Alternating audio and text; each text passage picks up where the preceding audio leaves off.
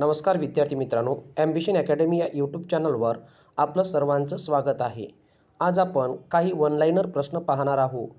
महाराष्ट्रातील समाजसुधारक याविषयी आपण माहिती पाहणार आहोत.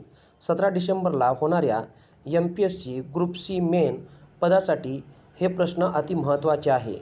तुम्ही जर या यूट्यूब चॅनलवर नवीन असाल तर यूट्यूब चॅनल सबस्क्राईब करा, लाईक करा, कॉमेंट करा. तर चला आपण आपल्या प्रश्नाला आता सुरुवात करूया. सर्वप्रथम पहिला प्रश्न आहे, मुंबईचे शिल्पकार म्हणून कोणाला ओळखले जाते? तर मुंबईचे शिल्पकार म्हणून जगन्नाथ शंकरशेठ यांना ओळखले जाते. जगन्नाथ शंकरशेठ याचा जन्म 10 फेब्रुवारी 1803 रोजी ठाणे जिल्ह्यातील कोणत्या गावाला झाला? तर मुरबाड या गावाला झाला. जगन्नाथ शंकरशेठ यांचे आडनाव काय होते? तर जगन्नाथ शंकरशेठ याचे आडनाव मुरकुटे होते. बॉम्बे नेटिव्ह स्कूलची एज्युकेशन सोसायटीची स्थापना कोणी केली? तर जगन्नाथ शंकरशेठ यांनी केली.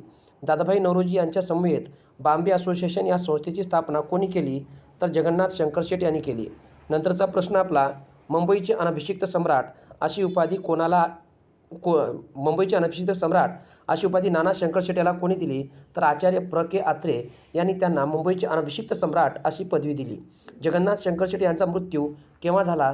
तर 31 जुलै 1865 रोजी यांचा मृत्यू झाला. आचार्य बाळशास्त्री जांभेकर यांचा जन्म रत्नागिरी जिल्ह्यातील राजापूर तालुक्यात पोंभुर्ले येथे केव्हा झाला? तर 6 जानेवारी 1812 रोजी झाला. बॉम्बे नेटिव्ह एज्युकेशन सोसायटीमध्ये आचार्य बाळशास्त्री जांभेकर कोणत्या पदावर कार्यरत होते? तर डेप्युटी सेक्रेटरी या पदावर कार्यरत होते. शून्यलब्धी, हिंदुस्थानचा इतिहास, हिंदुस्थानचा प्राचीन इतिहास, सारसंग्रह, इंग्लंडचा इतिहास इत्यादी ग्रंथ कोणत्या समाजसुधारकाने लिहिले? तर आचार्य बाळशास्त्री जांभेकर. मराठी भाषेतील पहिले वृत्तपत्र दर्पण कोणी सुरू केले? तर आचार्य बाळशास्त्री जांभेकर. 1832 साली याला दर्पणकार असे म्हटले जाते. दिग्दर्शन हे मासिक 1840 साली कोणी सुरू केले? तर बाळशास्त्री जांभेकर. नंतरचा प्रश्न, आचार्य बाळशास्त्री जांभेकर यांचा मृत्यू 17 मे 1840 रोजी कोणत्या ठिकाणी झाला? तर बनेश्वर येथे झाला. नंतरचा प्रश्न आहे, मराठी भाषेचे व्याकरणकार व मराठी भाषेचे पाणिनी म्हणून कोणाला ओळखले जाते? तर दादोबा पांडुरंग तर्खडकर यांना ओळखले जाते. दादोबा पांडुरंग तर्खडकर यांचे शिक्षण पूर्ण करून कोणत्या संस्थानात नवाबाचे शिक्षक म्हणून काम करत होते? तर जावरा संस्थान. दादोबा पांडुरंग तर्खडकर यांनी कोणत्या वर्षी डेप्युटी कलेक्टर म्हणून नियुक्ती करण्यात आली व त्यांनी भिल्लांच्या बंडाचा बिमोड त्यांनी कुशलतेने केला? तर 1872.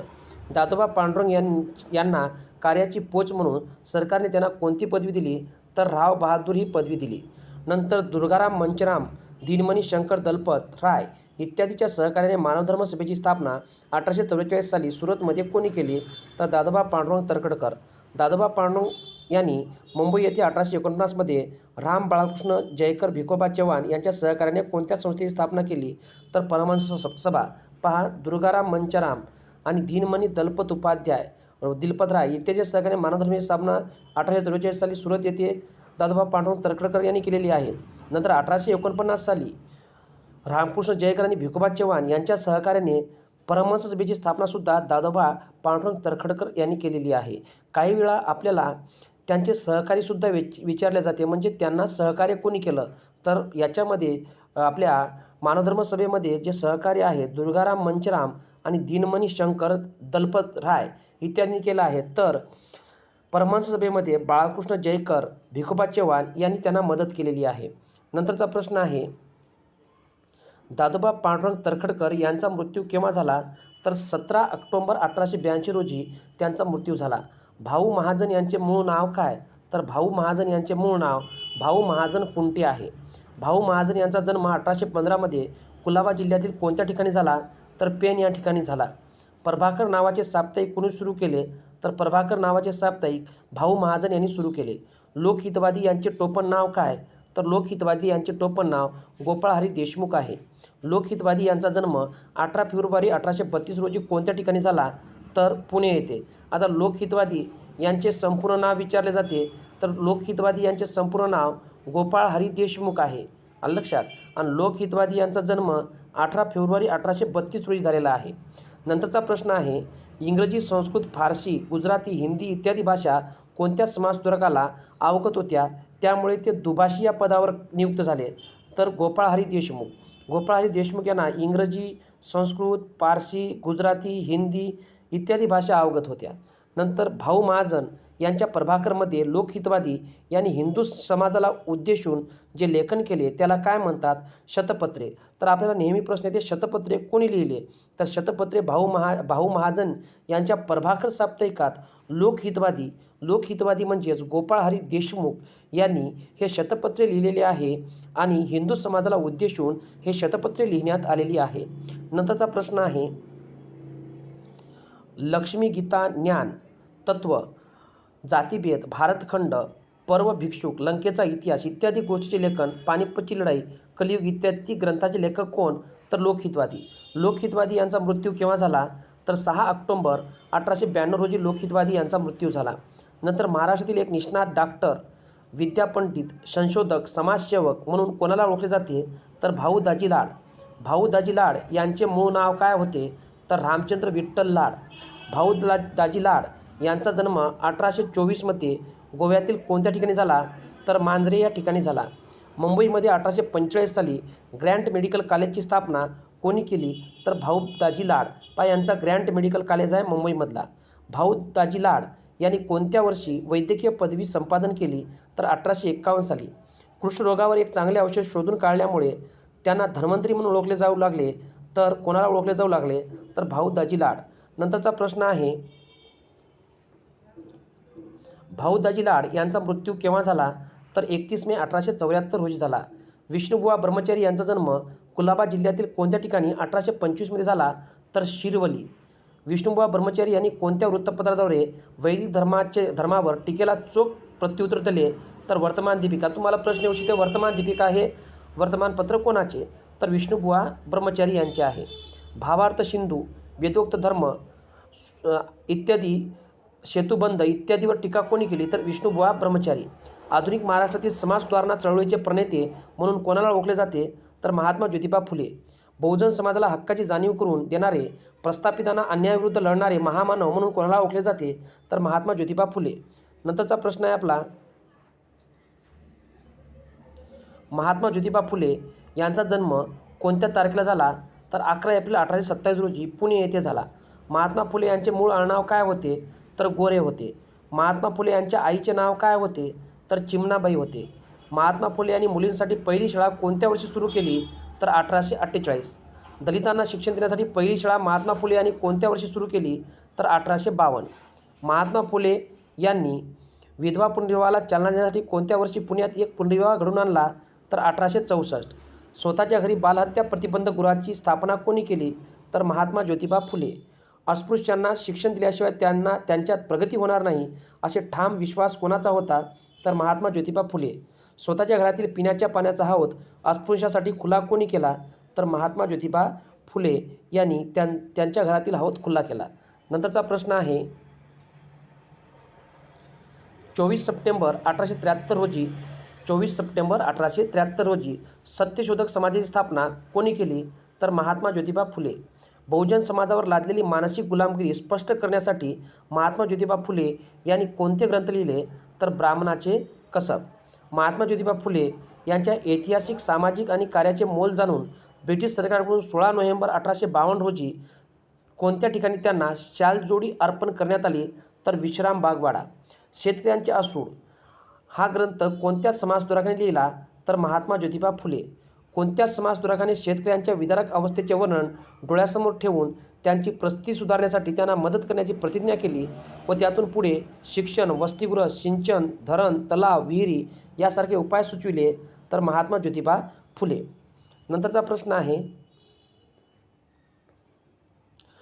इसवी सन 1888 व्हिक्टोरिया राणीच्या चिरंजीवाच्या कार्यक्रमात महात्मा फुले हे कोणाचे प्रतिनिधी म्हणून पारंपरिक पोशाखात उपस्थित राहिले? तर शेतकऱ्याचे प्रतिनिधी म्हणून. हंटर कमिशनपुढे प्राथमिक शिक्षण मोफत आणि सक्तीचे करावे अशी आग्रही मागणी खालीलपैकी कोणी केली? तर महात्मा ज्योतिबा फुले. महात्मा ज्योतिबा फुले यांना महात्मा पदवी कोणी दिली? तर जनतेने. महात्मा ज्योतिबा फुले यांचा मृत्यू केव्हा झाला? तर 28 नोव्हेंबर 1890. सावित्रीबाई फुले यांचा जन्म सातारा जिल्ह्यातील खंडाळा तालुक्यात नायगाव येथे केव्हा झाला?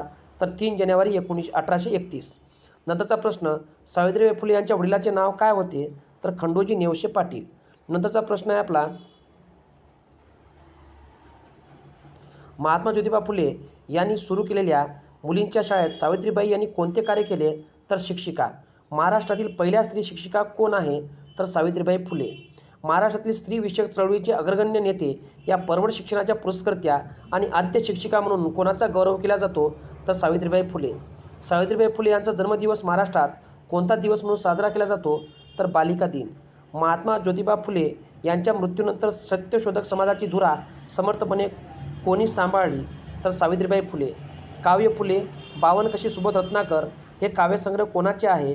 तर क्रांतिज्योती सावित्रीबाई फुले. प्लेग रोग्यांची सेवा करताना प्लेगची बाधा झाल्यामुळे सावित्रीबाई फुले यांचा मृत्यू केव्हा झाला? तर 10 मार्च 1897. नंतरचा प्रश्न आहे, बाबा पदमजी यांचा जन्म कोणत्या ठिकाणी 1831 मध्ये झाला? तर बेळगाव. बाबा पदमजी यांचे मूळ आडनाव काय होते? तर मुळे. बाबा पदमजी ख्रिस्ती धर्माच्या मानवतावादामुळे ख्रिस्ती धर्माकडे आकृष्ट झाले. परिणामी त्यांनी कोणत्या वर्षी ख्रिस्ती धर्माचा स्वीकार केला? तर 1854. विधवा पुनर्विवाहाचे पुरस्कर्ते म्हणून बाबा पदमजी यांनी कोणत्या कादंबरीतून स्त्रियांच्या दुःखाला वाचा फोडली? तर यमुना पर्यटन. यमुना पर्यटन या जे कादंबरी आहे यांचे लेखक आहे बाबा पदमजी. मराठी भाषेतील पहिली सामाजिक कादंबरी कोणती? तर यमुना पर्यटन. हा प्रश्न भरपूर वेळा आलेला आहे. बाबा पदमजी यांचे आत्मचरित्र कोणते? तर अरुणोदय. बाबा पदमजी यांचा मृत्यू केव्हा झाला? तर 1906. विष्णूशास्त्री पंडित याचा जन्म साताऱ्यामध्ये कोणत्या वर्षी झाला? तर 1827. इंदू प्रकाश या साप्ताहिकाचे संपादक कोण होते? तर विष्णूशास्त्री पंडित. नंतरचा प्रश्न आहे, पुनर्विवाह उत्तेजक मंडळी या सभेची स्थापना कोणी केली? तर विष्णूशास्त्री पंडित. विधवांच्या प्रश्नांना वाचा फोडण्याचे कार्य कोणत्या समाजसुधारकांनी केले? तर विष्णूशास्त्री पंडित. ईश्वरचंद्र विद्यासागर याच्या विधवा या मराठी ग्रंथाचा अनुवाद कोणी केला? तर विष्णूशास्त्री पंडित. कोणत्या महाराष्ट्रातील समाजसुधारकांनी आपल्या विचारावरील निष्ठा एका विधवेशी विवाह करून प्रत्यक्ष कृतीने सिद्ध केले? तर विष्णूशास्त्री पंडित. ब्राह्मण कन्या विवाह विचार, पुरुष सुक्त वाक्य, विधवा विवाह, हिंदुस्थानचा इतिहास, तुकाराम बाबाच्या अभंगाची गाथा, इंग्रजी व मराठी कोश हे निवडक ग्रंथ कोणाचे? तर विष्णूशास्त्री पंडित. विष्णूशास्त्री पंडित यांचा मृत्यू केव्हा झाला? 1876.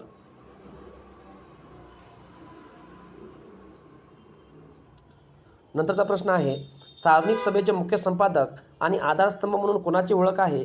तर सार्वजनिक काका. सार्वजनिक काका यांचे मूळ नाव काय? तर गणेश वासुदेव जोशी. सार्वजनिक काकाचा जन्म 9 एप्रिल 1828 रोजी कोणत्या ठिकाणी झाला? तर सातारा. सार्वजनिक काका यांनी कोणत्या क्रांतिकारकाचे वकीलपत्र घेतले होते? तर वासुदेव बळवंत फडके. भारतीय राष्ट्रीय सभेच्या स्थापनापूर्वी पुणे येथे सनदशीर मार्गाने कार्य करणारी सभा कोणती? तर सार्वजनिक सभा. सार्वजनिक सभेची स्थापना औंधचे श्रीमंत श्रीनिवासराव पंत प्रतिनिधी यांच्या अध्यक्षतेखाली सार्वजनिक काका यांनी कोणत्या वर्षी केला? तर 1870. नंतर